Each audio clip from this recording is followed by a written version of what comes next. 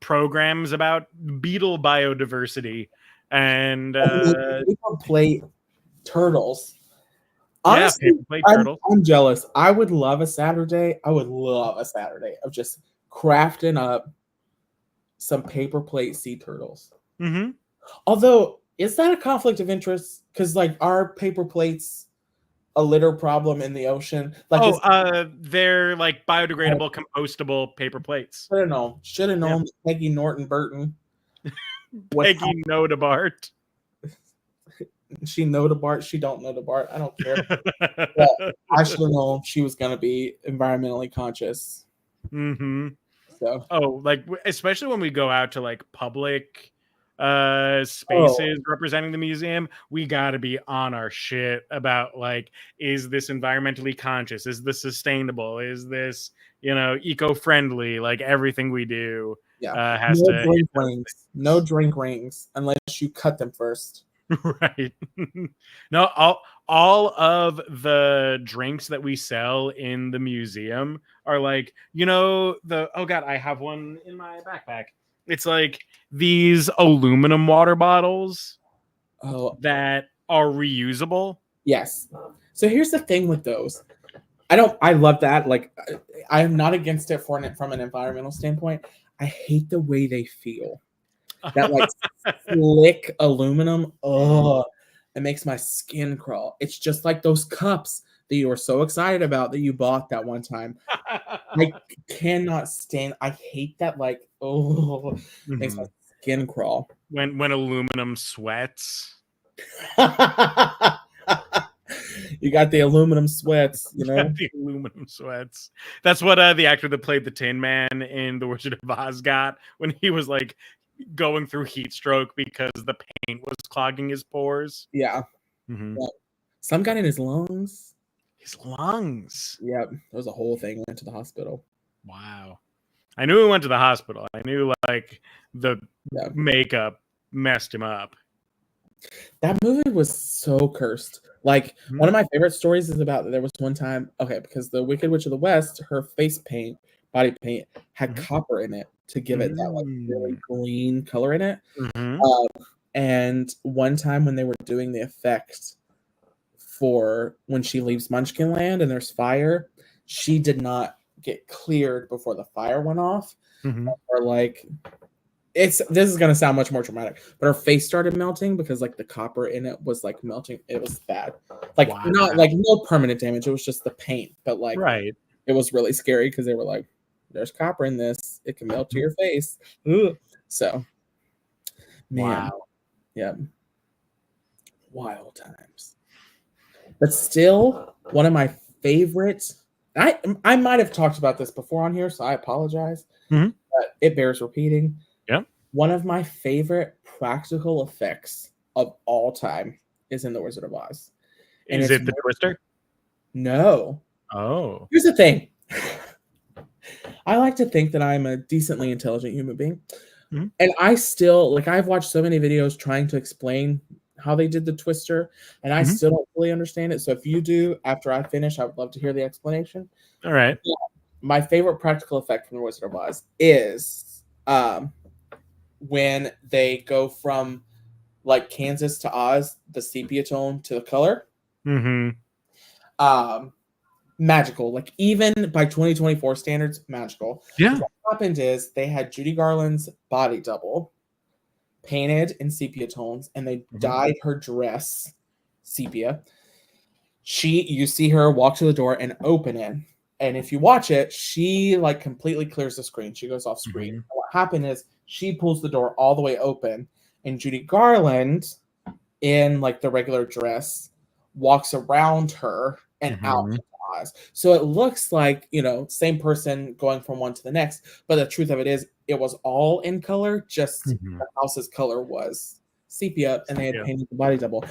And it's so smart. Like, once you know it, you see that, but it's just so brilliant. That technique of an actor going off screen and then immediately being replaced by someone entering the screen that has a technical name. It's a cowboy switch. Really? I feel like I've heard that before. The old cowboys, which are The old cowboy. They use it a lot in Western movies. Like someone falls off a horse and then they spring up, and it was their stunt double that fell off the horse. And then when they get up, it's the main actor. Oh, that makes sense. Mm-hmm. So black and white scene those episodes, which really like it was black and white. Oh, Ooh. That's one of my favorite things. Is there was a drag queen, Detox, who it's a whole thing. But apparently, when they did the finale for RuPaul's Drag Race, they are told like you have to wear a certain like color scheme, and she did not appreciate that because she was like, I want to wear what looks good on me, not what And so she, to like fight that, she had herself painted in like it's black and white. It's like that, but it genuinely looks like she's in an old like black and white film. It's cool. I wonder if I can. Let's see. Aaron and Dan very much agree. I mean this as a compliment. I knew you both would know what I was talking about. Brianna Bloomer says, every time Jonathan mentions The Wizard of Oz, I remember that I've only seen that movie once when I was maybe a tween. Brianna. It sounds like it's time to watch it again. Mm-hmm. That movie was released almost 100 years ago.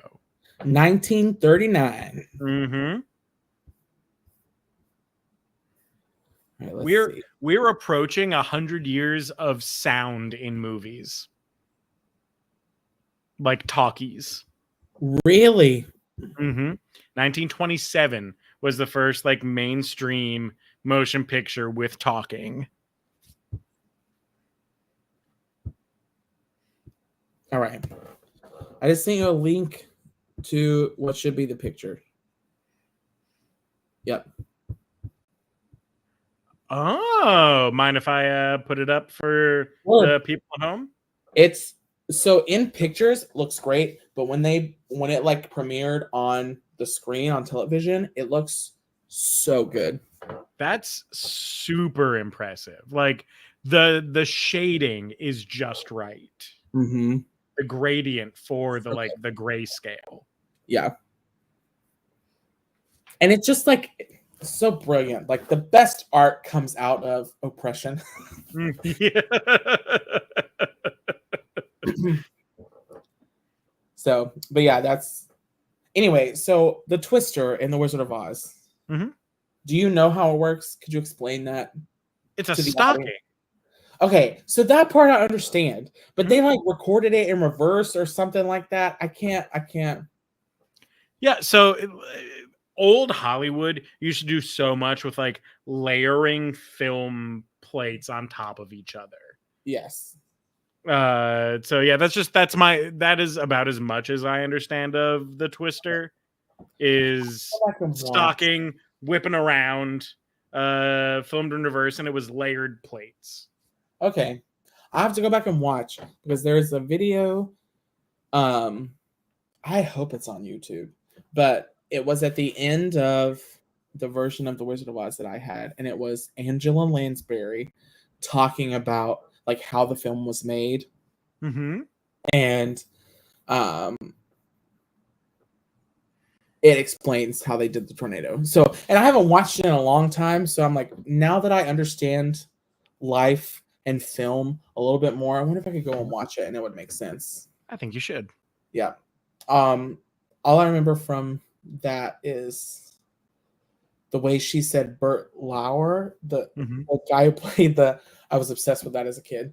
And also one of my favorite stories from Judy Garland about The Wizard of Oz was her talking about the man that directed it. I can't remember his name right now. Would scream at the Tin Men, the Scarecrow, and he's like, "You dirty hams, let that little girl in there."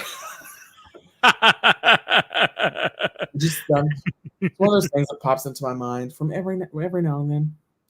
So, to our audience, I'm sure you're probably wondering, why is it just the two of us?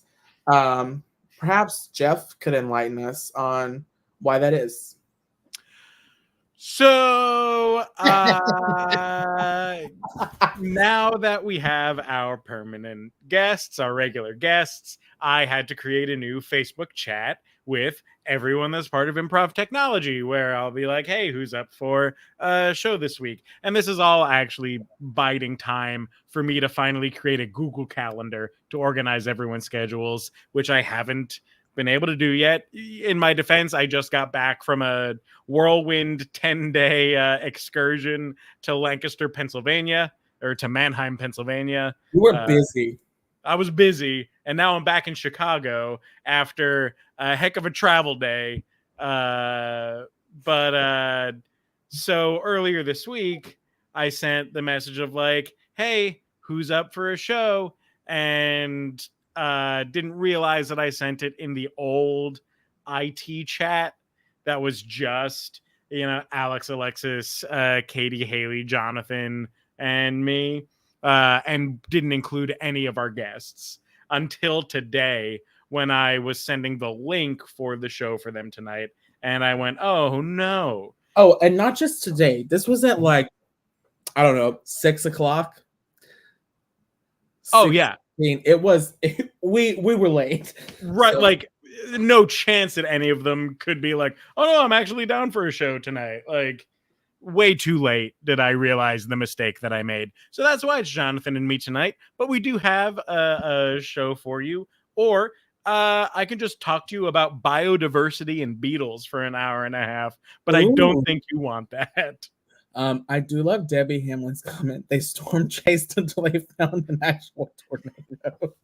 23 Judy Garland's lost their lives in order to get the perfect take. I just love to imagine Judy Garland. I know she was a young girl then, but it's still just like world weary Judy Garland. Like yes. Cigarette in hand, and she's like, oh damn, another one. Like Liza's there by her side. Okay, that's a little too far. Liza wasn't born yet. I'm sorry. Know your history, Jeff. I will say, we've started talking about Judy Garland. Now there's something I could talk an hour and a half about. But they did a movie. It was like a TV movie called Me and My Shadows, Life with Judy Garland. Mm-hmm. And it was the young Judy Garland in it was Tammy. I think her name is Tammy Blanchard. I think is her name. Fantastic, phenomenal young Judy Garland. But they swapped out the young Judy and the old Judy, which was played by Judy Davis, phenomenally, absolutely phenomenally. They switched it out when she was doing Meet Me in St. Louis, and it is like anyone who sees that movie, watches that movie, knows that movie. Their one opinion about it, they're like, it's great. Even in like, listen, I'm part of some Judy Garland fan groups on Facebook. I am who I am. The Judy Garland Experience, shout out. But even in there, they're like, it's the best like biographical like Judy Garland movie. But the one mistake is that they switched her out too early because Judy Davis is very like at that point in her life and still now like is just very, it's very thin and like very gaunt. And it's so for the older Judy, when she was getting frail, it works very well. But when she was doing Meet Me in St. Louis, she was still had some of that like Dorothy Gale-ness about her. And listen, I'm crying about that. But it's a good movie. It's free on YouTube, or it was like a year ago when I watched it again for the third time. But it's very good.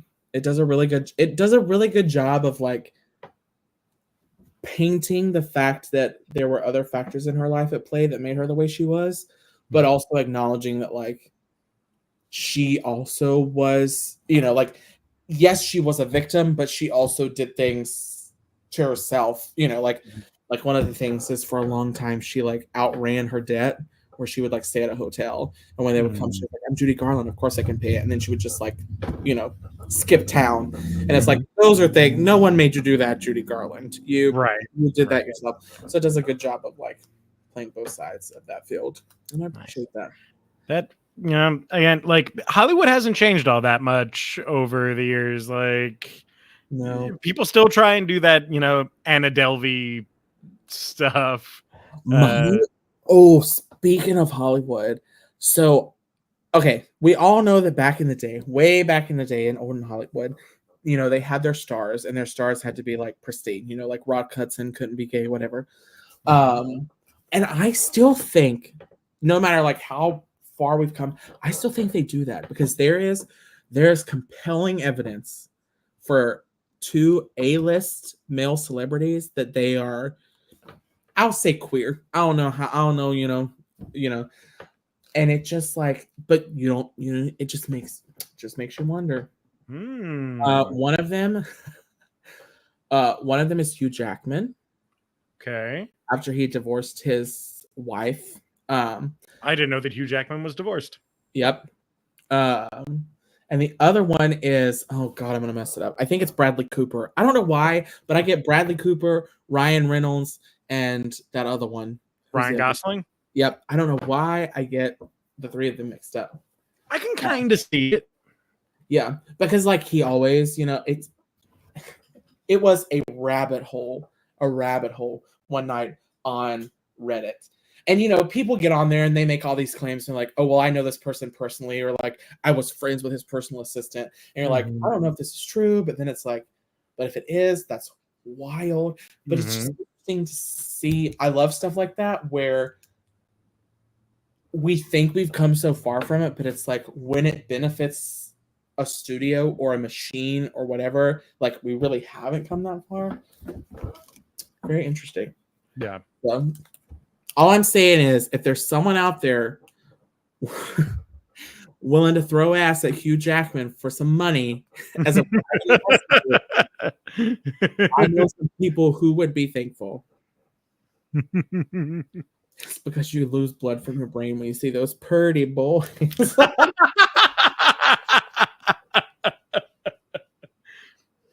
That's the real conspiratorial question: is who's I'm not even gonna who's our workplace hiding from people, that right? Like, oh yikes. Yeah, who's our workplace hiding from people?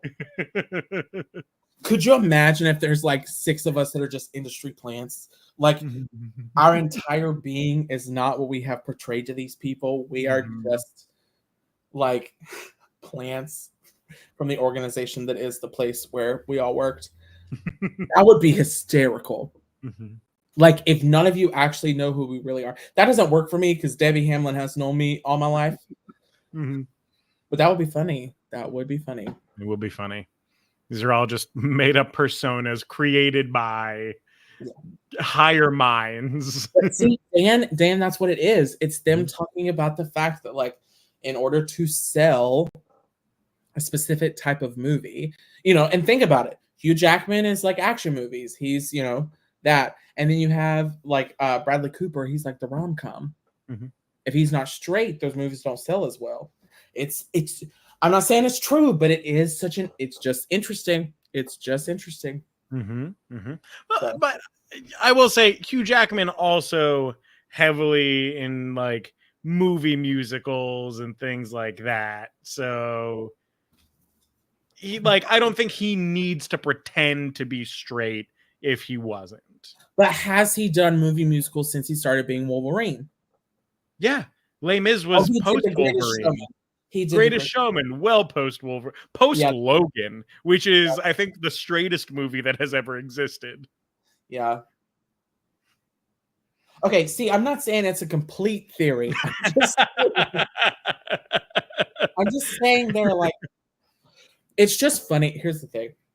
Twitter is a horrid landscape of like politics and comedy and filth and like horrible, like just an amalgamation of like the best and worst of the internet. But my favorite things was about this is like the number of people, because I'm dear friends with Alex Tompoli, who has his like thumb on the pulse of everything slightly adjacent to the LGBTQ plus. Was like seeing the posts like people had liked, reposted, whatever, about like after Hugh Jackman got divorced and comparing it to when like those, like classic like white girls get broken up with, and it's them in a coffee shop with their cute little cappuccino trying to be like, oh, I'm healing. And it was just like the like consistencies between Hugh Jackman and God, it was probably some of my favorite times on the internet because it was just so funny. Alex's obvious plant straighter than a steel arrow. I got nothing to say to you, Debbie. The studio has asked that I respect his wishes. His PR rep. Yeah. I was speaking of PR, and I'm gonna talk to him about this. I was watching this video that he did. Y'all might have seen it. That was with the casting company that like he hired him at Hershey and hired him at RWS. Yes, thank you. I could not remember the name of it. And he kept talking about Hershey, like, you know, he'd been there, you know, all this long time, which he was there for a while. I won't deny that. But I was like a year? Was he there for a year? If that? But I was like, we are dancing around the fact that you existed in Lancaster for an entirely different company. And it just made me laugh. Have you considered posting a weekly prompt to YouTube as well as Facebook? I don't know how I would post a text thing like that onto YouTube. But if you know of a way, I would love to, because boy, oh boy, would I like to abandon the metaverse as well. Now, there's something that grinds my gears. Why did Facebook get rid of the search option for the freaking meta search? Meta anything? I don't want to ask meta questions. I just want to know how to spell Dana Michike's last name. Please just let me look up my friends. Ugh, that would. Aaron called him out. He said, "And my other contracts." Oh, I'm gonna give him a hard time about that. And I'm sure. Here's the thing: I am sure because they were just highlighting their casting company, so I am sure they just wanted him to talk about the time that he had there. So you know, I trust me, we all in some way, shape, or form know how the game is played. So I'm sure it was whatever. But it just made me laugh with like. It's my favorite thing to be on the other side of something when you know things about someone and then you hear them talk about it and you're like, I see you. Oh, I take, and Alex and I have joked about this together. I take the sickest pleasure that in every press release about the show, they talk about like, and they're giving the actors credits, like so-and-so of blah, blah, blah, you know, so-and-so of Drunk Shakespeare. And it's Alex Lampoli of Christmas Carol and Theater of the Mansion. Like, that's the credit that is always shared on everything. Mm-hmm. And like, he has done other legit theater like that sounds better, but just the fact that they choose Christmas Carol at Theater in the Mansion kills me every time. Yep. This is how you get away from it. Yeah, but how do we post comments? How do we post things? Suggestions. All right. We may need to create the newsletter. There has to be a like social media way for us to put it out there that isn't Facebook. I totally agree. I like the thought of the comments of last week's show. Ooh, Google form. This man can't make a Google calendar. You think he can make a Google form? I'm working on it. Look, I have 3.5 months of being alone in Chicago with no wife and no dog. I will figure out Google. Well, guess what, Jeff? Some of us have 30 years with no wife and no dog, and man, I'm Pennsylvania. So I wish we had the budget to hire an IT guy. This is why we're the internet show with the worst IT, and it's because I'm the most IT we can afford. Yep. And I was a Staples Easy Tech for 2 years. I love that being your qualification for an IT application. Hi, Jonathan has your wife and dog. I have been told that I have to play stand-in husband, but I told her I'm not going to cook for her or grocery shop for her. Oh, well, then what's the point? I'm not sleeping in the bed. I got my own. That bed was barely big enough for the two of us. Why do you say yes? What is the excited yes for? Oh, she's saying that. I know what she's saying yes to Debbie saying go to the pound and adopt. I know Jules. Listen, if Jules came home to a house full of dogs, she'd be in heaven. Like, I'm this close to adopting one of the Huff's cats. Oh, a kitty. Would Clem like a cat? That's the question. I don't like. That's why I'm hesitant to do it, because I don't want to adopt a cat and have it feel like the house is its space, and then Clem come in and be like, "What's this thing doing in my place?" I do it. Yes, you would. Jules, I do love the fact that before you told me you replied to Debbie's comment, I knew that that's what you were saying the enthusiastic yes to. I do love that. Damn, let us take home a forged cat this year. I just saw before I left, they had some kittens that they were taking care of. Like, they were like babies. Oh.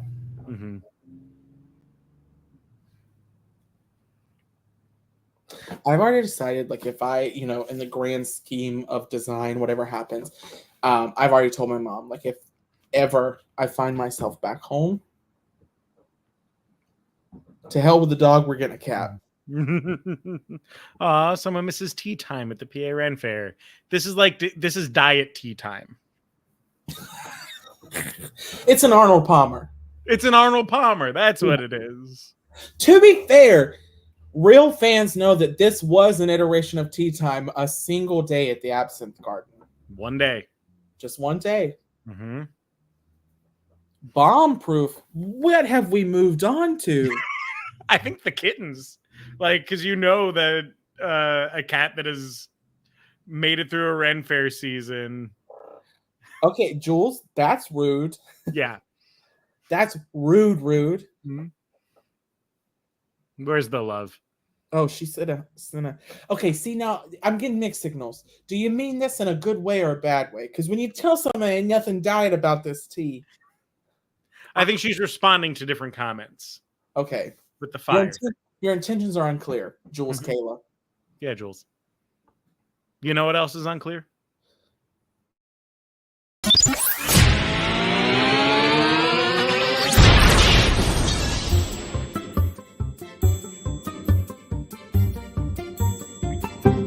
The IT crowd.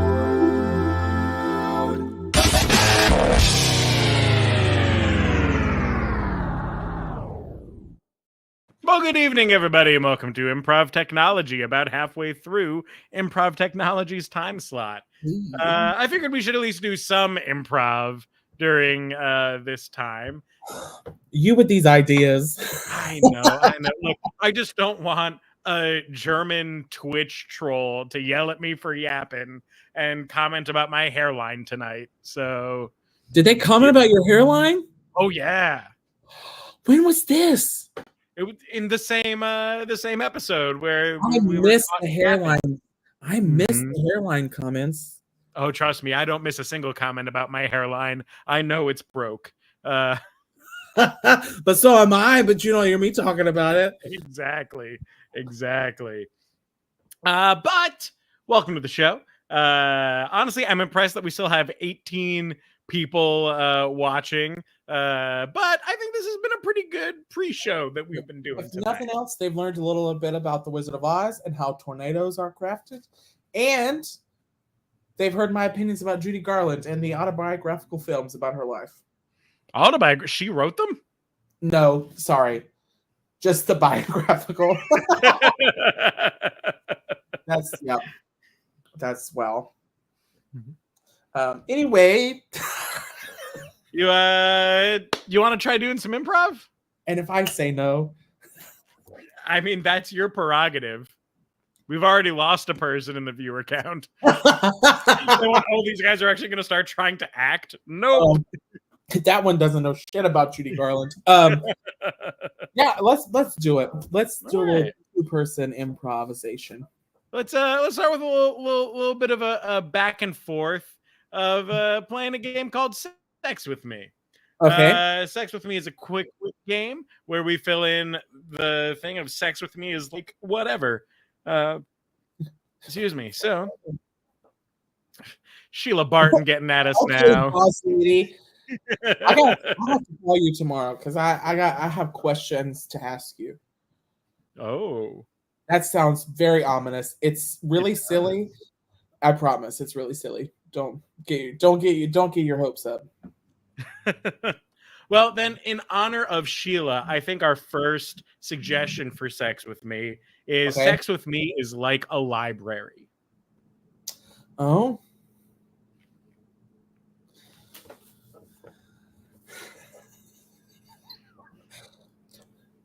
Sex with Me is like a library. You need a specific card to access it. And if you get too loud, an old woman walks in and says, shh. Sex with Me is like a library. There's a whole lot of, do we?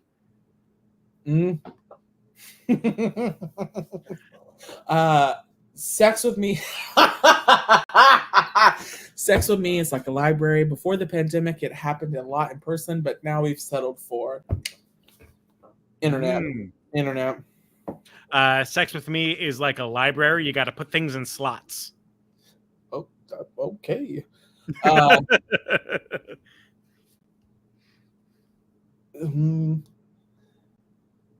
Sex with Me. Sex with Me is like a library. The best. I don't know how to make this work. Something about being wrapped in plastic.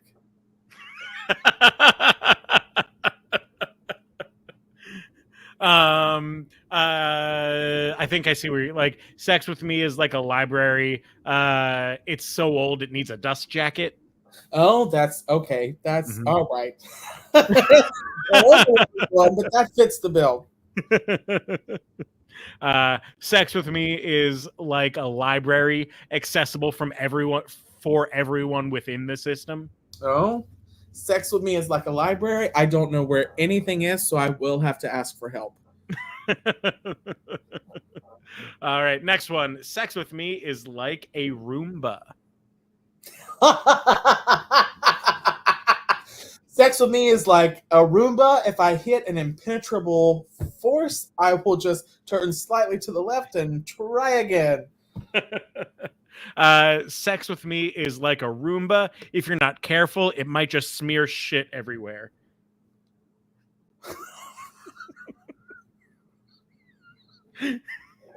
That would be a terrible night. Could you just imagine? Oh my God. Could you just imagine? You finish up with some of what you think is the best sex of your life. Sheets ruined, and not in a fun way. And you walk into the living room and your Roomba has done the exact same thing in the living room. Oh, that would be terrible. That's why my friends who have cats got rid of their Roomba. Ooh. Because it's very like if the cat doesn't make it in the litter box and they just shit on the floor, the Roomba will just smear the shit all over the carpet. Damn. Mm-hmm. Yeah. All right. Sex with Me.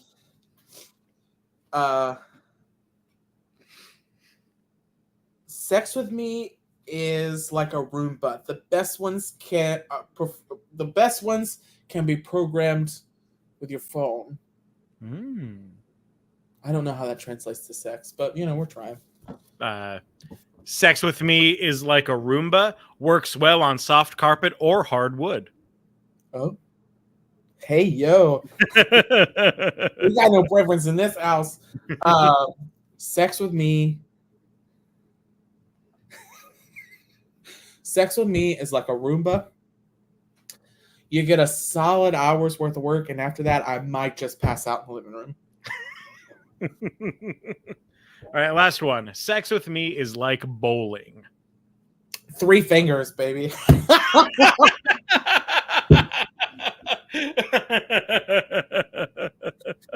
Oh, Sex with Jonathan is like bowling. If you're lucky, you get the splits.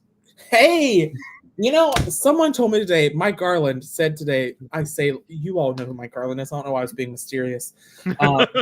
But I sent a Snapchat of me at rehearsal, and he was like, do the splits. And when I was like, I haven't done the splits in a hot minute. But if you're do lucky, it in your costume last year. I know, if you're lucky, do splits. Mm-hmm. Sex with me is like bowling. I go for the strike, but often get the spare. Oh, that's so sad. Sex with me is like bowling. I am keeping score. Hey, yo. Sex with me is like bowling. I spend most of my time on the other side of a hole waiting for a delivery.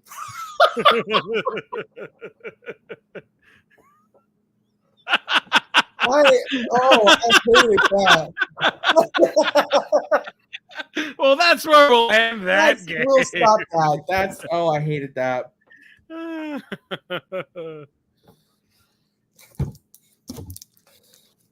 God. Well, I think we've all learned a lot in the course of this game. Oh, that's a good one. The balls are heavy and need constant attention. Constant attention? More fun as part of a league. That's good. Ooh. I did like Debbie's Roomba, a joyride for the cat. I didn't even see that one. That's good. Can you imagine though if that's, oh my God, if that's how you had sex, was just you were like a cat on top of a Roomba. Because here's the thing, all right? Because what happens is comedy brain takes over, and then I say things, and then I remember the fact that a solid portion of my close family watch these. Specifically, my mom and dad sometimes, and famously Jamie. But that'd be a good title for like an Famously Jamie. Famously Jamie. But that's a decom right there. It is. That is. But here's the thing: like, they don't understand that it's. Okay. This is a disclaimer, Leanne, Mike, if you're watching, everything that has been said before and will be said after is mostly fictitious for the sake of comedy. So please do not think that I'm sitting around watching bowling balls be shot out of someone's asshole.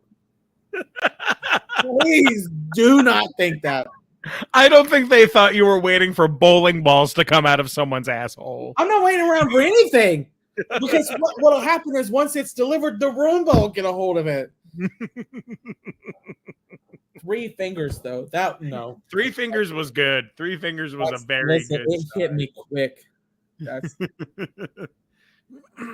This is probably the reason we should have me and Leanne on the same time to see the mother-daughter shame off.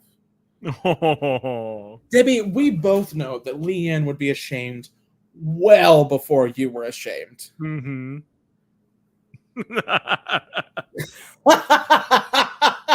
You guys, it's not true. I don't. No, please don't handcuff me to the radiator. No, don't do that.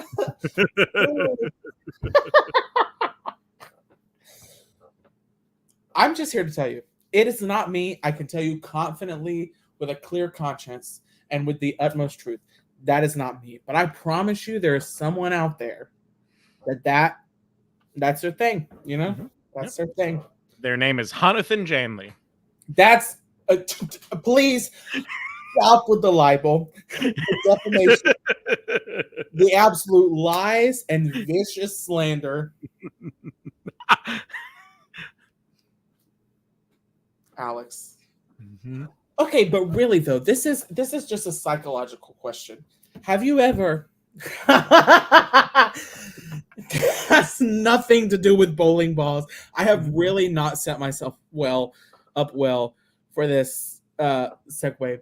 But have you ever had something like you've been scrolling like Reddit, Instagram, Twitter, whatever, just some form of media, and something has come across your feed and you're like, I'm not into that. No. No. Mm-hmm. You just kind of have to like, you kind of do that like where you scroll past a little bit and you're like, oh, no.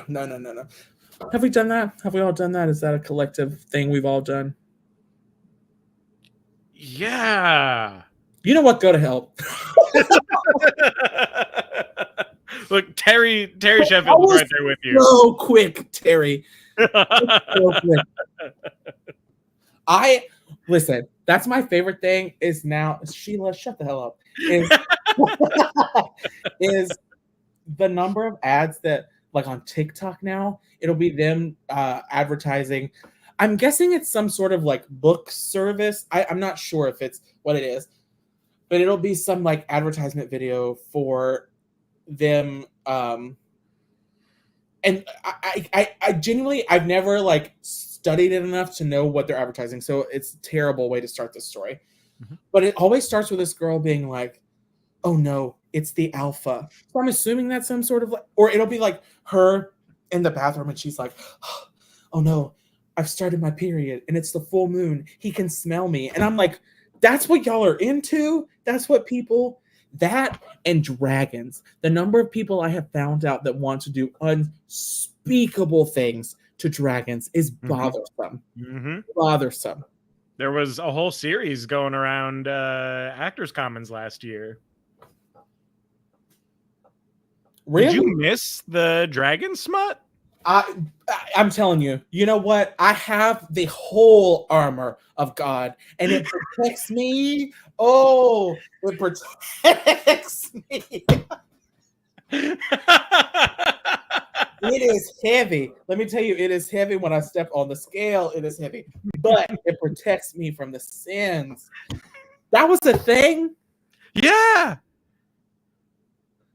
That feels like, I'm not even gonna say her name. I have a feeling that you're right. Hang on. Can you see the private chat if I Yeah. private chat? Yeah. Yes. That is her activity. That is wow. Mm-hmm. No, but my social media advertisements get weird only after IT shows, after I out loud have conversations with you all. And then my like Facebook and Instagram ads get very different for a few days. Well, I can't help that your most exciting night is Thursday night. Okay? Can't help that. Mine range so wildly from, but I guess it does. It depends on who I've talked to. Mm-hmm. Because if I have recently, like I've talked to Alexis, it usually lands in the more like sport, like physical activity oriented. Mm-hmm. If I've talked to Alex, it's always some weird underwear that no one would ever wear. No one would ever wear. But when I'm just like freewheeling, it's usually books. I usually get books. So that's good. And not those kind of books. Not the kind of books about people going back in time and boning Stegosaurus. A Stegosaurus? There's lots of things there that can penetrate. Okay, this is just a question for the chat here. And I ask this without judgment. But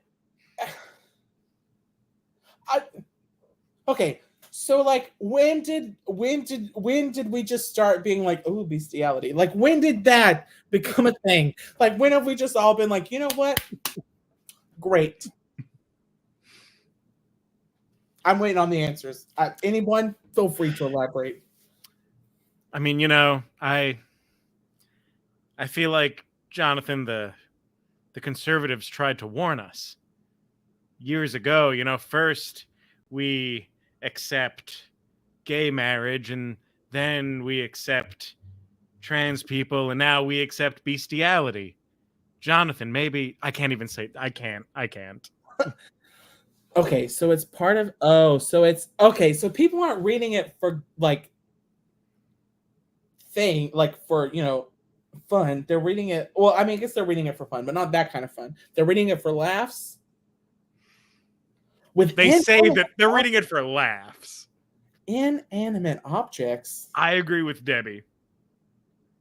Robin Hood? I mean, you saw Mike last week. Debbie. Robin Hood? Oh, you trying to oodle lolly. Golly, what a I don't day. want to read about animals. I stop at men with wings. You know what, Aaron? You should be anointed. Let the angels come down and anoint you. That's someone who is into a lot of supernatural fan fiction. I just... Like the TV show Supernatural. Listen, when I was in college, a friend of mine gave me a smut book and was like, read this. And I was like, okay, sure. Like, you know, because at that point, I had stopped reading for fun, and I had expressed that I wanted to get back into it, but I wasn't sure because I know I liked mysteries, but like I had read all the stuff that I really liked, and I was like, I don't know if I want to try something different. So I had friends give me things that they enjoyed, and a friend of mine gave me a smut book, and I was like, sure, I'll read it. My problem with it is, and it was just, and I genuinely don't ask because I genuinely don't remember what it was called, because I just like read it and gave it back to them. But the thing that bothered me about it is that like, and it may have just been a bad one, but there was no like, the story was so minimal, and it was like you couldn't go a page without these people just being like, and then he stuck it in me, and I'm like, I can't.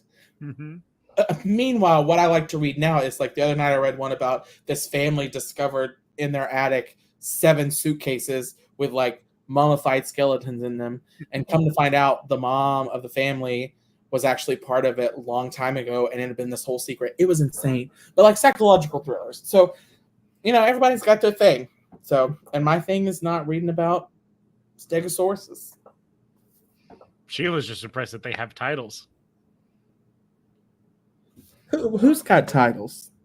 The romance books. Oh, but I personally just like, I very much enjoy the concept because they exist of Amish romance novels. Because then it's like, and then Rebecca slowly slid up her skirt, revealing her ankle, and my loins took a quiver. Oh, Sarah Plain and Tall did not prepare me for this. No. Wind calls the heart on, am I right? You read that book, Emily? Oh, here's the thing.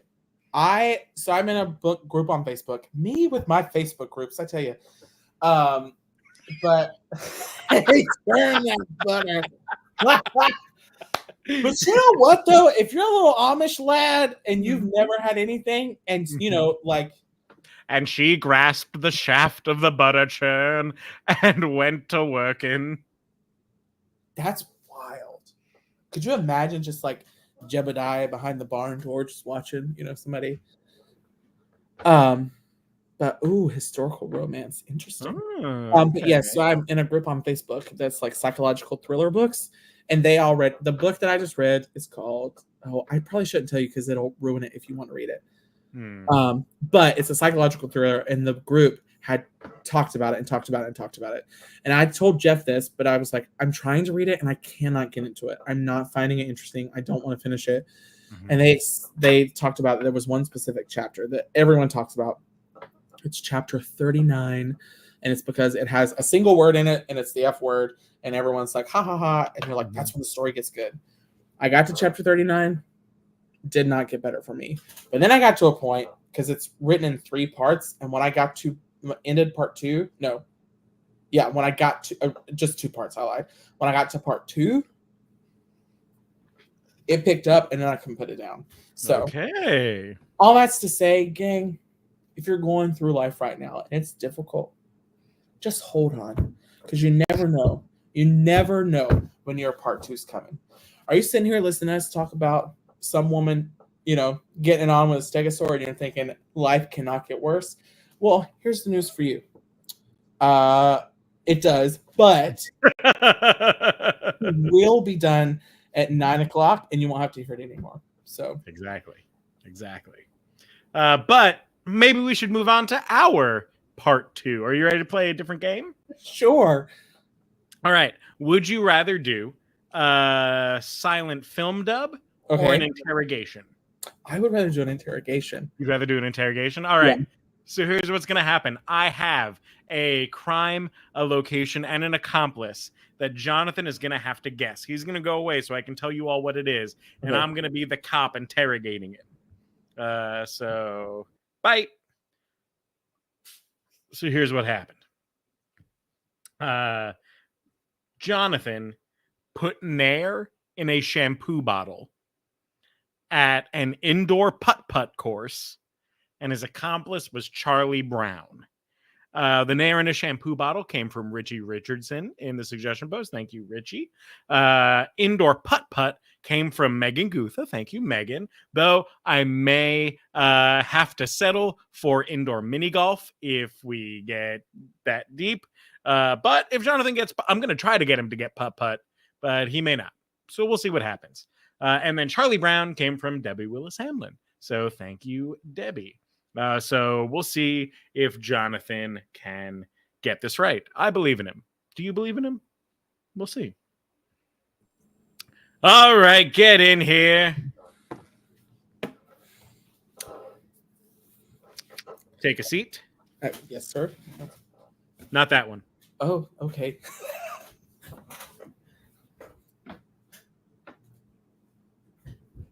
Okay. Nope. Dead. One more. Okay. One Okay. more. Oh, all right. That's okay.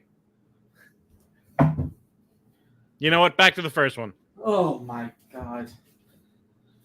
All right. Yes. So I see you don't like games, do you? Listen, I played the usuals as a kid, but it's not my thing anymore. I've outgrown it. Yeah. You know what else you've outgrown? Having hair on your body, apparently. Or maybe that's what you want all the other people in your household to not have. To not have hair? Yeah. Yeah, I want to live with a bunch of baldies, okay? So that's why you did it. Yeah. I have my reasons. Mm-hmm.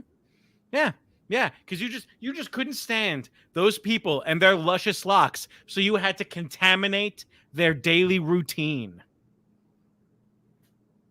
Yeah, I did. I did have to shave off their luscious locks. Oh, if only you used a razor. But no, you used your wits and you used chemicals. I knew that you were a bit of an exhibitionist, and you know what they say? The less you wear, the less you wear. I did not realize that the Nair was going to be that effective. It's not just the Nair, but it's where you put it so that they couldn't help but use it in the morning. Listen, just because I put a little Nair in their shampoo bottle, in their body wash. No, you were right before. Oh, well, you were shaking your head. I'm getting mixed signals. I'm shaking my head in disappointment because of the sickness of your mind.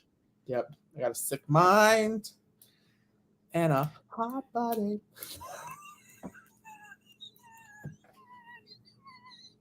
Is this funny to you? No, it's not funny. I'm currently living with 4, at least, maybe more, bald people because I put And it's all your fault. Yeah, I put Nair in the shampoo bottle. Write it down. Write it down on the confession sheet. At least you admit it. Yeah. I might consider this a hole in one. But I think the real problem here is where apparently your apartment is. Listen, I know it's not the lap of luxury by any means, but it's quaint. It's coming up. Yeah, somewhere right between the windmill and the little dinosaur that raises and lowers its tail. Listen, mini golf courses are hot commodities these days. Okay, They sure are. They sure are, and especially ones that are climate controlled. Yeah, and rent controlled. Yeah, listen, I picked up. I picked up some good real estate on hole number 7 at the golf morning monogolf. Oh my God, are you having a stroke? You can't have a stroke in an interrogation room. I might lose my union benefits. Sorry, I apologize. It's the side effect of handling that much nair. It is. I had it at the mini golf course, the miniature golf course, and what kind of an indoor miniature golf course? God, here's the thing: we're in a very specific colloquial region, so I might prefer to. Yeah, write it down. You would call it putt-putt. Mm-hmm. That's right. I do. Because that's what you do. You putt, and then you putt. 2 strokes every time. Just like you a couple minutes ago. Oh, I had a stroke. I was like, excuse me. Hey, I'm the one asking the questions here, buddy. Listen, if your wife's happy with just 2 strokes at the time, that's between you and her. Give her the old putt-putt, the birdie, legal action. Don't you bring her into this. Don't you bring her into this. Just like you brought your friend into this. Good grief. I can't believe that you drag a sweet, innocent little kid into something like this. Listen, putt-putt gets lonely. Listen, they're not as innocent as you think they are. That's all I'm saying.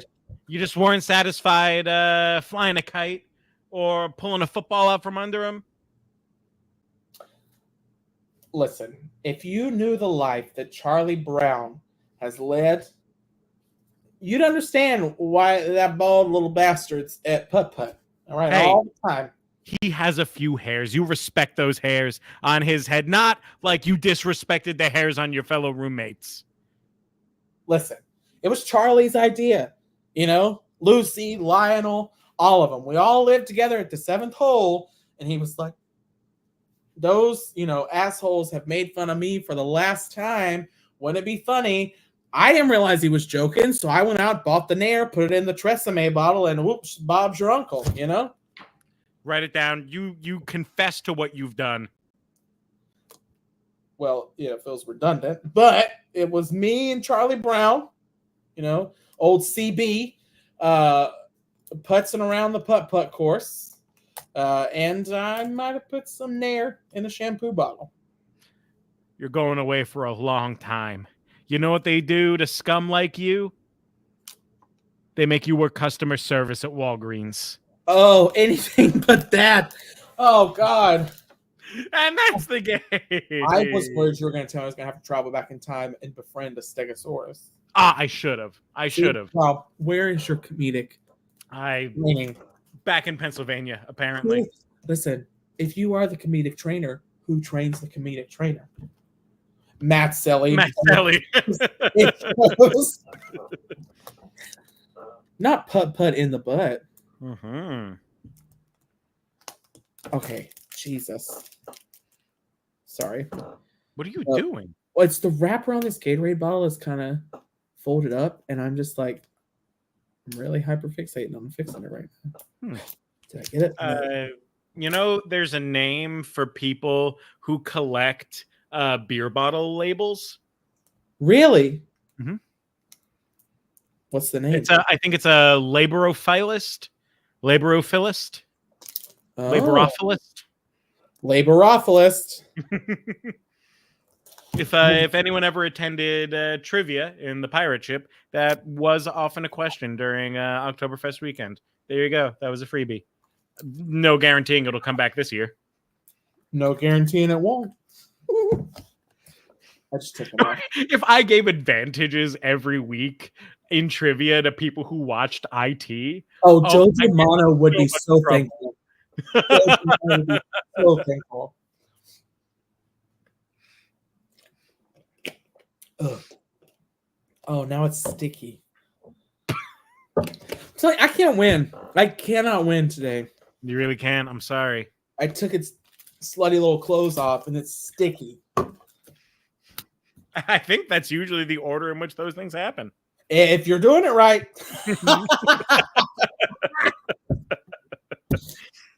What? God, this one's gonna have to be marked NC-17.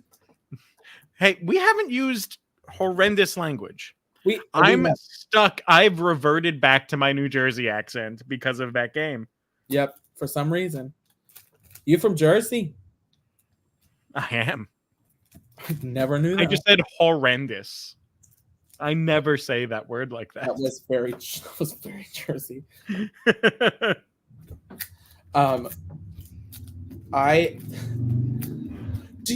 Okay, here I go again, asking these questions that will either go one of two ways. Either you all will agree with me, or I will just out myself as some kind of weirdo. But there was a concert at the place where we all worked this past weekend, and some of the guys who played were from South Carolina. And when I talked with them afterwards, they were like talking about like being Southern, and I was saying something about me being Southern, and I found myself when I was talking to them, like laying it on thick just to prove to them that I was Southern. Have you ever done that with your Jersey accent, where you're like, or like has someone who is also Jerseyan talks to you and it makes it come out more? Because like when I talk to my family, my Southern accent is heavy. Oh, I know. Excuse me. No, it doesn't happen so much with my family, but like there is this guy that I work with at the museum. His name is Lou, and he's from roughly the same part of New Jersey that I'm from. Like he grew up, his family going to Point Pleasant Beach, which is where my family would go whenever we'd go down the shore and things like that. And when he and I talk, we do both kind of accidentally slip a little bit more New Jersey. Yeah. Which is not like actual New Jersey dialect is not what everyone thinks is a New Jersey dialect, because like the Jersey Shore, they're all from Staten Island. That's not what people from New Jersey actually sound like. Yeah. But yeah, no, I definitely have experienced that before. That's what I was gonna say is like, I mean, you know, talking to your parents and even like your sisters, I don't think any of you sound very what I thought of as Jersey. So my sister Jen, as soon as she went out to Indiana for college, she picked up the Midwest accent. Really? Yeah. I will say it's so funny to me because I live in this like weird dichotomy where when I'm up here, everyone always talks about how Southern I sound. And I'm so Southern, and I'm so Southern, I'm so Southern. And then when I go home, they talk about how I don't sound Southern anymore. And I will tell you, I have seen video of me from high school, and it is a drastic change. Like I was real Southern when I was in high school. But now, and then when I would do Missoula and I'd be out on tour, I'd always ask people just to be interested, because it was always like a 50-50. Either I would say I'm from Georgia and people would be like, oh, yeah, I can tell in the accent. Or they'd say, oh, I don't hear an accent. It's so weird how that is. Yeah. But apparently, you know, Brianna thinks that's not uncommon. Terry informs us that our peers are what most influence our accents. Yeah. And you're darn right, Dan, because Central Jersey exists. I'm going to send this video to Joe Penn. Is that a thing? Like, is that a fight? Yes. Joe refuses to admit that Central Jersey is a thing that exists. There are many people that feel there is just North Jersey and South Jersey, that there is not enough of New Jersey for there to be a Central Jersey. But where Dan, Aaron, and I are from is firmly Central Jersey. There's so much anger within that tiny little state. Yeah. Like y'all fight about everything. And I love that. I do love that. It's because it's a bunch of Italians. That's very true. You put a bunch of Italians and Jews and people from India in the same geographical area, and that is a lot of very argumentative people. Yep. Oh, yes. Fight Joe Penn. Yes. He is the biggest Central Jersey denier that I've ever met. Megan, you call him Sprinkles? Oh, people call them Jimmies. Alexis calls them Jimmys. Mm-hmm. I'll call them Sprinkles. Oh yeah. My thing with the PA accent is that they don't believe in infinitive verbs in a way, like, or everything's an infinitive verb. Like, they don't need to do laundry. They need, oh God, their laundry doesn't need to be done. Laundry needs done. Or I'm not yeah, they just like that weird thing gets me a lot. There's laundry to be done. Yeah. No, the laundry needs done. Also, Central PA has weird things like they need to red up a room, which is like, oh, we need to clean it up. We need to get it ready. We red up the room. Wild. Yep. Another thing that they do here is a while. Can I give you drinks a while? That's very true. Mm-hmm. Your laundry needs done. Your dishes need done. Yeah. No, they need to be done. And I need to do laundry. Mm-hmm. Laundry needs done. Neither one of those sound like that. Does not sound weird to my ear. So, but y'all have heard the weird shit my family says. Yes. Yes, we have. It's so wild. Like some of the stuff I think about as I've gotten older, just like the random shit that we've said. Mm-hmm. Like my grandma, I can never remember what I've said on here. I just kind of black out for the hour. But like when they were growing up, my grandma would always, if you sat around in a coat in the house, she would be like, "What you doing over there wrapped up like Sonics?" Who was Sonics? She would also speak mouth, or I said it wrong. If she asked you a question and you wouldn't answer, her thing was speak ass, mouth won't.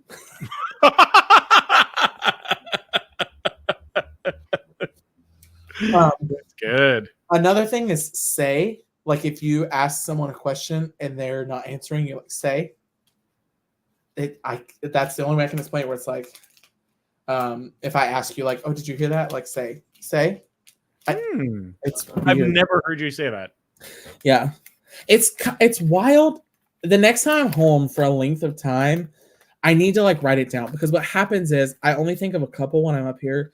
Like David and I had a conversation about this, and then while we were talking, we can only come up with a couple, and then after that, like every time we talked, we would each have a new one to add. So the next time I'm home for a long time, when my mom or like one of my aunts or somebody says something that I'm like, I don't think that's a normal one. You've never heard people say? Maybe that's just a your family thing. My whole family does it. And it's wild because when I explain it, it does not sound right to me. Like when I say it, because I don't know how to explain it, but like when I explain it to you, it doesn't sound right. Like it does not sound real. Because when my brother said something about it, I was like, I don't do that. And then I've caught myself since then doing it. So I'll have to see the next time I'm home. I'll have to think about that. Write them down. I do. I need to write them down. That would actually be a pretty good, like, kind of answer to Jeff Foxworthy, like a legit Southern glossary. Yes. Glossary of Georgianisms. Look, one of the foundations of our friendship is me telling you books that you need to write based on your experiences. It very much is. That would be a fun one too. And part of it is just like my favorite is my mom. Just like she just says stuff sometimes that I'm like, this can't be real. It is. Like 3 prices when something is expensive. Oh, they charge 3 prices. What does that mean? It's a single price. Why are they charging? Maybe it's 3 easy payments of $29.99. I don't know. But there was another one about how expensive stuff is one time that I thought about and I can't remember. Used to say wash instead of wash. I had one of my political science professors in college. Brilliant person, fluent in Russian and Farsi, pronounced Washington. Ugh. It It was. just I sounds could like never a get place. over it. I hate it. Mm-hmm. Washington. Washington. Roar onions. My grandma used to say roar onions instead of raw onions. Oh. You want some soda? Soda? Yep. You want some soda? That makes me laugh. But she, like, my grandmother was from Newark, New Jersey, and never knew anything outside of Newark, New Jersey. That's fair. Yeah. Our big one is weren't. That's like my favorite one to tell people. I've heard you use that one. Yeah, I'm like, oh, that is weren't. Mm-hmm. Means it's ruined. Mm-hmm. I don't know why, but not raw. Ooh.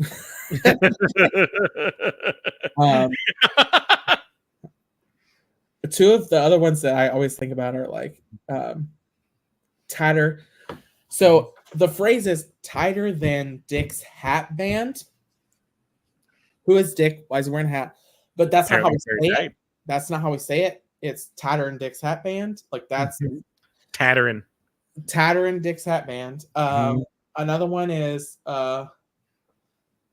madder than a wet setting hen. That's not how you say it. Madder than a wet setting hen. Wrinkle to beat the band. Wrinkle to beat the band. Yep. Like you pull a shirt out of the drawer and it was like it's balled up. It's wrinkled to beat the band. Wrinkle to beat the band. Mm-hmm. Wow.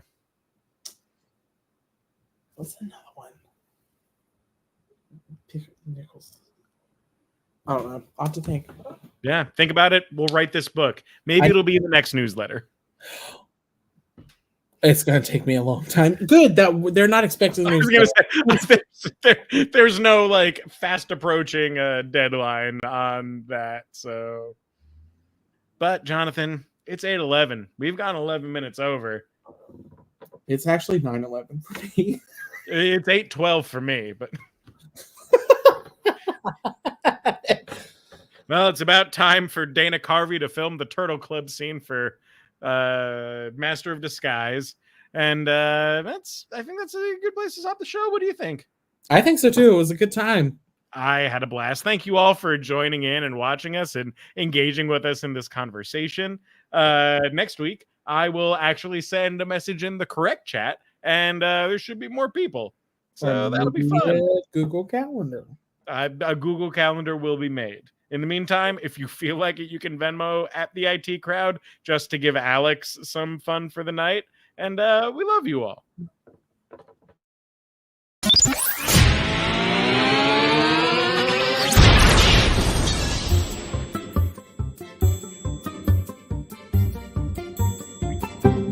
The IT Crowd.